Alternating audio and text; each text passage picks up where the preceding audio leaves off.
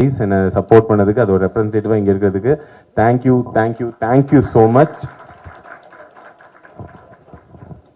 And என்னன்னு பார்த்தீங்கன்னா, இந்த பிக் பாஸ் ஜேர்னின்றது வந்து சார் நடக்கலாங்களா? நடக்கலாம் கூடாது, தப்பு. அதனால நான் நடக்கக்கூடாது. ஸோ புரிஞ்சு போச்சு, நான் பண்ண போகிறது இல்லை காமெடி, நீங்கள் தான் என்னை வச்சு பண்ண போகிறீங்க அப்படின்ட்டு.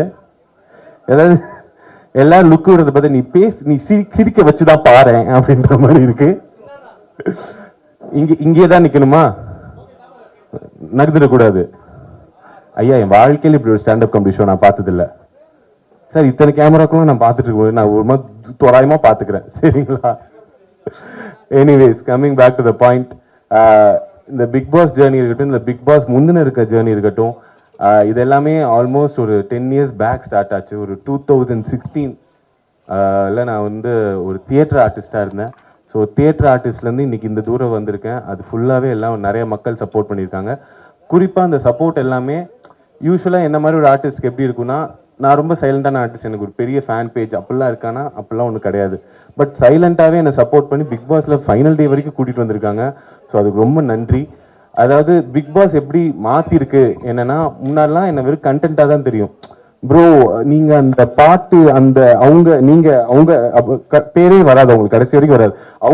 அவங்களே முடிஞ்சு போயிடும். பிக் பாஸ் வந்து என்ன பண்ணியிருக்குன்னு பார்த்தீங்கன்னா, அவங்க வீட்டில் ஒருத்தனா என்னை மாற்றிருக்கு. அதாவது பிக் பாஸ்லேருந்து வந்ததுக்கப்புறம் எப்படி பார்த்தீங்கன்னா, அவங்க நிஜமாலேயே அந்த பவர் பிக் பாஸ் ஷோக்கு தான் இருக்குன்னு நினைக்கிறேன். நிஜமாலே அவங்க வீட்டில் ஒரு மெம்பராக தினமும் பார்த்து எனக்காக ஃபீல் பண்ணி என் கூட சிரிச்சு, என் கூட அழுது, என் கூட என்ஜாய் பண்ணிட்டு இருந்தாங்க. அதுக்கு ஃபர்ஸ்ட் ஆஃப் ஆல் தேங்க்யூ. ஆனால் என்னன்னா, இதான் ஃபர்ஸ்ட் டைம் எனக்கு இந்த வீட்டில் ஒருத்தனா இருக்கிற ஒரு எக்ஸ்பீரியன்ஸ்.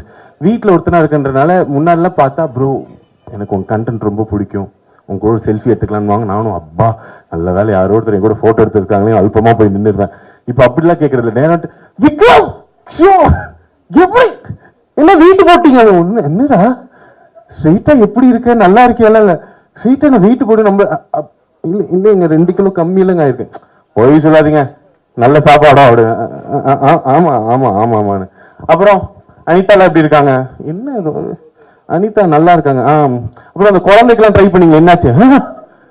என்ன டைரக்டா கிட்ஸ் வரைக்கும் போயிட்டீங்க. ஸோ இந்த வீட்டில் ஒருத்தன்ற இமேஜ் பார்த்தீங்கன்னா, அது ரொம்ப ஒரு ரொம்ப எப்படி சொல்றது, எனக்கு ரொம்ப ஷாக்கிங்காக இருந்துச்சு. பரவாயில்லையே, அவங்களுக்கு என்ன இப்போ அவங்களுக்கு வெறும் விக்கல்ஸ்ன்ற ஒரு பேஜ், விக்கல்ஸ்ன்ற ஸ்டாண்டப் காமெடி ஷோ இல்லை ஒரு காமெடி ரீலா இல்லாமல் விக்ரம்ன்ற ஹியூமன் பீங் கூட அவங்க டிராவல் ஆக ஆரம்பிச்சிட்டாங்க. என்ன ப்ரோ என்ன பண்ணிருக்கீங்க, தினமும் பார்த்தோம், இப்போ மிஸ் பண்ணிருக்கோம், என்னதான் பண்றீங்க, என்ன பேசுவாங்க, ரொம்ப உரிமை எடுத்துட்டு வந்து நிறைய பேர் சொல்லுவாங்க, எனக்கு வந்து இப்படி ஃபேன்ஸ்லாம் வந்தது, எனக்கு ஒன்று டிஸ்டர்பன்ஸ். எனக்குலாம் ரொம்ப அல்பமாக எனக்கு வேணுங்க. நிஜமாலே யாராச்சும் என்னெல்லாம் தெருவில் பார்த்து தயவுசெய்து டிஸ்டர்ப் பண்ணுங்க. எனக்குலாம் நல்லா ஞாபகம் இருக்கு, எங்கள் அப்பாலாம் நான்லாம் வந்து அவருக்கு புரியாது சோஷியல் மீடியாலாம் என்ன ஏதுன்னு. ப்ளஸ் நான் ஹரி சிப்பி எல்லாரும் உட்காந்துட்டு இருக்காங்க, ஆதியும் கூட. நாங்கள் எல்லாரும் எங்கள் ஃபர்ஸ்ட் இனிஷியல் ஸ்டேஜஸ்ல எங்கள் பெட்ரூம்ல இருந்தா ரீல் போடுவோம். ஸோ எங்கள் அப்பா இன்டர்நெட்டும் பார்க்க மாட்டாரு. ஸோ அவர் பார்க்குற சீன் என்னன்னா, ஒரு 4 பசங்க தினமும் ஒரு பெட்ரூம்குள்ள இருப்பானுங்க, 8 மணி நேரம் அந்த பெட்ரூம்ல இருப்பானுங்க, சரிங்களா? கட் பண்ணா ஒரு சாயந்தரம் 3 பசங்க வெளில போயிடுவானுங்க, நான் ரொம்ப டயர்டா அப்படி வெளில வருவேன். இதே தான் அவர் பார்த்துட்டே இருப்பாரு, சரிங்களா? அவருக்கு இவனுக்கு என்னன்னே புரியல. திடீர்னு ஒரு நாள் பார்த்தா நிலவை கொண்டு வா அந்த ரீல் நாங்க பண்ணது வந்து வைரல் ஆச்சு. வைரல்னா எப்படின்னா, அதுதான் ஃபர்ஸ்ட் டைம் நாங்க வந்து ஒரு ஆக்சுவல் வைராலிட்டியை பார்க்குறோம். நிலவை கொண்டு வந்தோன்னு இப்படி எடுத்து பார்த்தா எப்படி இருந்துச்சுன்னா, நல்லா இப்படி போஸ்ட் பண்ணிட்டு அப்படின்னு பேஸ்ட் இப்படி பார்க்குற 10,000 வியூல இருந்துச்சு. பரவாயில்ல, என்ன ஒரு நிமிஷத்துல இவ்வளோ வியூஸ். அப்புறம் கொஞ்ச நேரம் பேஸ்ட் பார்த்தோம் 1 lakh. என்னது இது இப்படி 10. அப்புறம் பார்த்தா 1 million ஆச்சு. 1 millionலாம் தாண்டி எங்கேயோ போயிடுச்சு. ஒரு பக்கம் எஸ்ஜே ஸ்டுடியோ சார் போஸ்ட் பண்ணார், சிம்ரன் மேம் போஸ்ட் பண்றாங்க. திடீர்னு பார்த்தா தேவா சார் எனக்கு ஃபோன் காலில் வந்துட்டு என்கிட்ட, தம்பி ரொம்ப தேங்க்ஸ்பா, உங்களால எங்களுக்கு பப்ளிசிட்டின்னாங்க. நான் சத்தியமா அழுதுட்டேங்க சார். அதெல்லாம் இல்லை சார், தப்பி தவறி கூட இப்படிலாம் சொல்லிடாதீங்க, அவ்வளோ பெரிய மனசு அவருக்கு, அவரால் எங்களுக்கு பப்ளிசிட்டி. ஆனால் சத்தியமா சொல்றேன் சார், நிலவை கொண்டு வா யாருக்கு லைஃபை மாத்துச்சோ இல்லையோ, எங்களுக்கு நிஜமாலே நிலவே கொண்டு வந்துருச்சு. அந்த பாட்டு பார்த்ததுக்கு அப்புறம் சிம்ரான் மேமை தாண்டி எங்களை தான் எல்லாருக்கும் ஞாபகம் வருது. அந்த சாங் வைராலிட்டி ஆனோன்னு எங்களுக்கு என்னன்னா, அப்போதான் ஃபர்ஸ்ட் டைம் யூடியூப் மீடியால நான் பார்க்குறோம். திடீர்னு பார்த்தா எல்லாரும் கால் பண்ணி எங்ககிட்ட இன்டர்வியூலாம் கேட்குறாங்க. நாங்க சார் இன்டர்வியூ, நாங்க 4 பேரா? நாங்க எப்படின்னா, யார் எப்ப இந்த இன்டர்வியூ நிற்கும் தெரியாது. அதனால எப்படின்னா நான் ஹரி சிபி எங்க கிட்ட இருக்கிற எல்லா எடிட்டர்ஸ் எல்லாருமே உட்காந்துருவோம். எல்லாரும் உட்காந்து எல்லா லைஃப் ஸ்டோரி சொல்லிருங்க, வீட்டுக்கு பெருசா காசு போறது இல்ல, அம்மா அப்பா கிட்ட இன்டர்வியூ காட்டி நாங்கெல்லாம் பெரிய ஆள் அப்படின்னு சொல்லிக்கலான்னு. எங்க அப்பாவுக்கு புரியவே இல்லை. நல்ல ஞாபகம் இருக்கு, நிலவை கொண்டு வா அந்த வைராலிட்டி பீக் எப்படி இருக்கும்னா, டைனிங் டேபிள் ஒருத்தர்கிட்ட இன்டர்வியூ கொடுத்துட்டு இருப்போம். அங்கேருந்து பார்த்தா ஹாலில் ஒருத்தவங்க செட்டப் பண்ணிருப்பாங்க, அப்புறம் கீழே அந்த ஸ்டூடியோவில் இன்னொருத்தவங்க செட்டப். எங்க அப்பாவுக்கு புரியல, வீட்டுக்கு இவன் நயா பைசா கொடுத்தது இல்ல, இவனுக்கு இத்தனை பேர் வந்து இன்டர்வியூ எடுத்துட்டு இருக்காங்க, யார் நீ, நிஜமாலே உருப்பட்டுட்டியா லைஃப்ல அப்படின்ற ஜோன்ல இருந்தாரு. ஆனா அப்படி இருந்தவரு எனக்கு ஏன் பிக் பாஸ் ரொம்ப பிடிச்சி போச்சுன்னா, அவருக்கு தெரியாது நான் வந்து ஒரு நல்ல பர்ஃபார்மர், நான் நல்லா யோசிப்பேன். அவருக்கு ஞாபகம் இருக்கிறதுலாம் நான் காலேஜ் பங்க் பண்ணது, என் பிரின்சிபல் கால் பண்ணி உங்க பிள்ளை உருப்பட மாட்டான்னு சொன்னது, இதுதான் அவருக்கு ஞாபகம் இருக்கிறது. ஸோ இதெல்லாம் முடிஞ்சு இப்படி எல்லாரும் இன்டர்வியூ எடுத்தோம்னா அவருக்கே தெரியாது நான் யாரு, இவன் நல்லா தான் பண்றேன் நான். பிக் பாஸ் வந்துதான் அவருக்கே தெரியும், ஓ நடிப்பியா, பரவாயில்லடா எதுக்குலாம் பேசுறேன்னு, என்ன டோர்த்தின் என்னடா கெட்ட வார்த்தை பேசுற, இதெல்லாம் எனக்கு தெரியும் அப்படின்னாரு. இப்படி நான் உன்னை வளர்க்கலையே அப்படின்னு. பட் பரவாயில்ல. ஆனா பிக் பாஸ் போயிட்டு வந்து நான் ஒரு மிகப்பெரிய விஷயம் கத்துக்கிட்டேன். அது என்னன்னா, ஒர்க்கிங் ஆஃப் தி வேர்ல்ட், உலகம் எப்படி வேலை பார்க்குதுன்னு. அதில் நான் கற்றுக்கிட்ட ஒரு முக்கியமான விஷயம் பிஆர். பிரதீப் ரங்கநாதன் கிடையாதுங்க, அவர் நல்லா வேலை பார்ப்பான்னு எல்லாருக்குமே தெரியும்.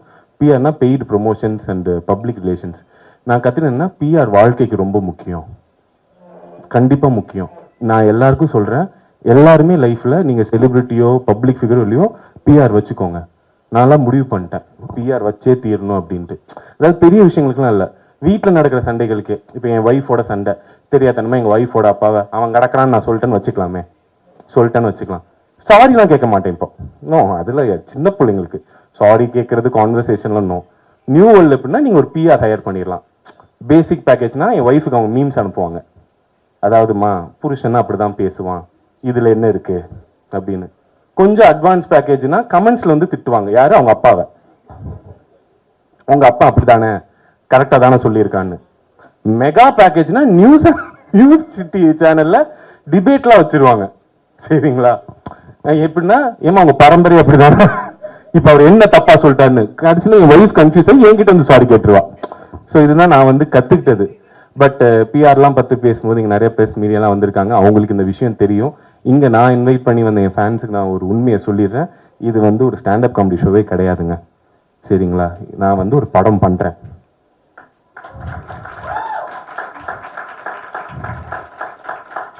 சார் கேட்குறேனேன்னு கோச்சிக்காதீங்க, நீங்கள் கையெல்லாம் தட்ட மாட்டீங்களா? 10 வருஷம் கழிச்சு படம் பண்ணுறேன் சார். ஹீரோவா?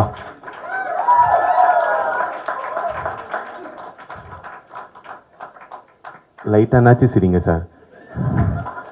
எனக்கே வருத்தமா இருக்கு, படம் பண்றேன்னா அங்க சிரிக்கிறாங்க, திரும்பினா எப்படி ரிலீஸ் ஆகுது நானும் பாக்குறேன்ற மாதிரி பார்த்துட்டு இருக்கீங்க சார். ஸோ அந்த படத்தோட டைட்டில் ரிவீல் தான் நம்ம இன்னைக்கு பண்ண போறோம். என்ன பியூட்டி, ஆமா ஆமா ஆமா, கை தட்டலாம் மேடம், தப்பு இல்லை மேடம், நீங்க தான் கியூல இருக்கீங்க மேடம். என்னன்னா, பொதுவாக நானும் இந்த ஆடியோ லான்ச் ஃபங்க்ஷன்ஸ் இதெல்லாம் பார்ப்பேன். யூஸ்வலாக வந்து ஃபிலிம் க்ரூ வருவாங்க, ஹீரோ பற்றி டேரக்டர் புகழ்ந்து பேசுவார், அப்புறம் டேரக்டரை பற்றி ஹீரோ புகழ்ந்து பேசுவார். என் டேரக்டருக்கே என்ன ஒரு 3 வாரமாக தான் தெரியும், சரிங்களா. எனக்கும் அவர் அவ்வளோ நாள் தான் தெரியும். ஸ்கிரிப்ட் நல்லா இருக்குன்னு நாங்கள் படம் பண்ண போகிறோம், இதுதான் உண்மை. உண்மையிலே அவர் நாங்கள் கேட்டோம், சார் நம்ம ஃபங்க்ஷன் வச்சா என்ன சார் பண்ணுறது, நம்ம என்ன பேசுறது நம்மளை பற்றினா, Vikram there is nothing to talk about you, I saw one video like you அப்படின்னாரு. Sir I saw your script and like you, அதனால என்ன பண்ண, அப்ப நீ ஸ்டாண்டப் ஷோ மாதிரி பண்ணி நம்ம டைட்டில் ரிவீல் பண்ணிடலாம், எதுக்கு நம்ம இந்த குத்து விளக்கெல்லாம் ஏத்திக்கிட்டு இப்படியே போயிடலான்னாரு. ஸோ அதுக்காக தான் இப்படி ஒரு செட்டப்ல இந்த டைட்டில் ரிவீல் பண்ண போறோம். அதுக்கு இவ்வளவு நாள் சப்போர்ட் பண்ற ரெப்ரஸன்டேட்டிவ்ஸ் தான் என் ஃபேன்ஸ் முக்கியமா இருக்கணுன்றதுக்காக உங்க எல்லாரையும் கூப்பிட்டேன். ஸோ தேங்க்யூ ஸோ மச் வந்ததுக்கு. Now I would like to call upon my director of my movie to the stage. Give it up for Guru sir, ladies and gentlemen.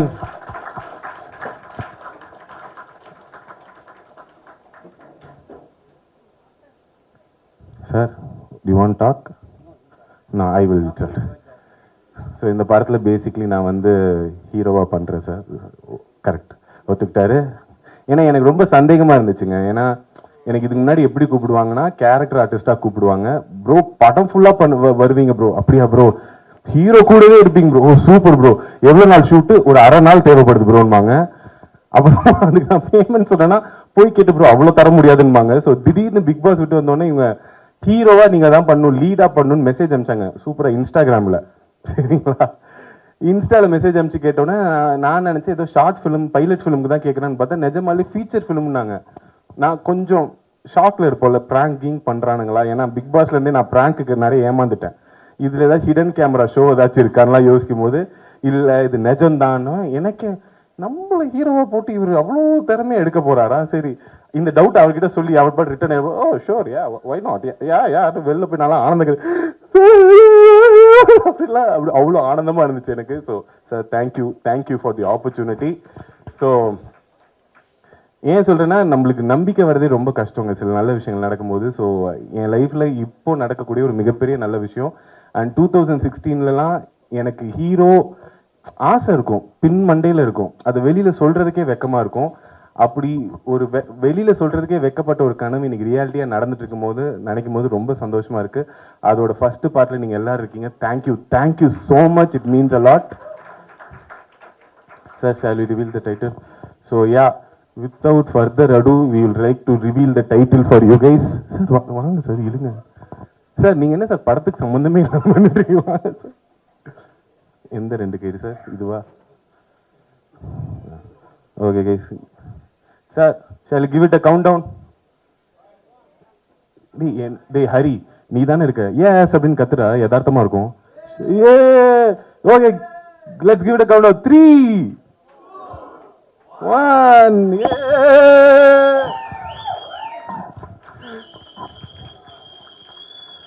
So yeah, வாங்க sir. So இதுதான் எங்க title, light weight baby. Thank you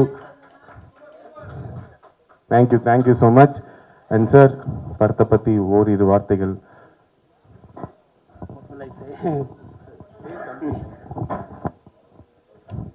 As you can see, movie name is Lightweight Baby. Actually, I'm from Bangalore. I understand Tamil very well, but speaking is a little bit problem. So don't mind, I speak in English. The Lightweight Baby, as you can see, it is the imbalance in the life. One side you have, lightweight, another side you have heavyweight. So that is about the movie. Once the movie gets released, you will know what is the movie about. So மூவியில் இப்போ நான் இதை சொல்லும் போது தான் உங்களுக்கு தெரியும் என்னையே இவர் ஹீரோவை சூஸ் பண்ணாருன்னு. மூவியோட ஸ்டோரி பார்த்தீங்கன்னா அதில் நீங்கள் நல்லா பாருங்க, ஒரு மைக் இருக்கு, ஒரு ஸ்டாண்ட் இருக்கு, அப்புறமா வெயிட்ஸ் இருக்கு. So it's a love story between a aspiring standup comedian and a female body builder. இன்ட்ரெஸ்டிங்காக இருக்குங்களா? அதனால தான் நான் இந்த படத்தில் ஹீரோவா இருக்கேன்.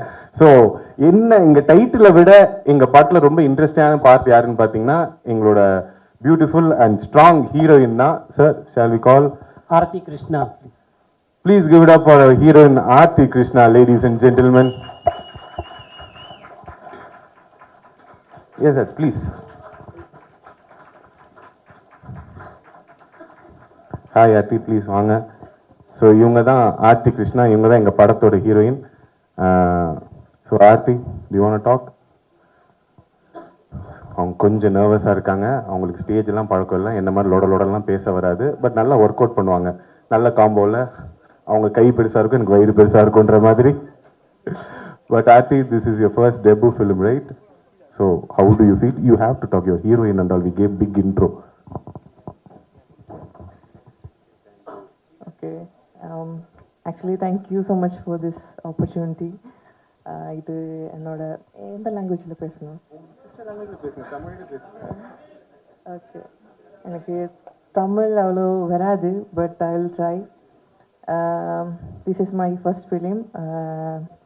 அதனால் எனக்கு தெரியல இது எப்படி வரும், எப்படி எனக்கு பண்ணும், நல்லா வரணும் அப்படி தான் ஆசை இருக்குது. But I will give my best. And okay, thank you present media. இன்னைக்கு வந்ததுக்கு ரொம்ப நன்றி. கரெக்டாக இருக்குல்ல? அவங்க ஃபர்ஸ்ட் டைம், ஸோ ஒரு தடவை கை தட்டிடுங்க. எல்லாரும் ஸ்டேஜில் ஏறி நர்வஸாக இருக்கிறத பார்ப்பீங்க, இவங்க இந்த பில்டிங் படி ஏறும்போதே நர்வஸ் ஆயிட்டாங்க. So please give it up for Aarti. This is her first film. And this is, I think, first time she's not posing on stage and speaking on stage. So give it up for Aarti, ladies and gentlemen. So that's it, no sir. அவ்வளோ இவ்வளோ தாங்க matter. இதுக்கு தான் உங்கள் எல்லாரையும் நாங்கள் கூப்பிட்டோம். Thank you so much வந்ததுக்கு. யூஸ்வலாக இந்த மாதிரி ஃபங்க்ஷன்ஸ் நிறையா பேசுவாங்க. எங்களுக்கு பேசுறதுக்கு இனிமேல் இல்லை, செய்து காட்டி விட்டு வந்து பேசுகிறோம். எனக்குன்னு இருந்த 4 பிஆர் இவனுங்க தான் நான் பிக் பாஸ் இருக்கும்போது. ஸோ அவனுக்கு நான் என்ன சொன்னாலும் கை தட்டுவாங்க. நீங்கள் எல்லாரும் கோவப்படாதீங்க sir. So yeah, thank you guys, thank you வந்ததுக்கு தேங்க்யூ ஸோ மச். வாங்க, இது ஏதோ ஒன்று பண்ணும் போலயே.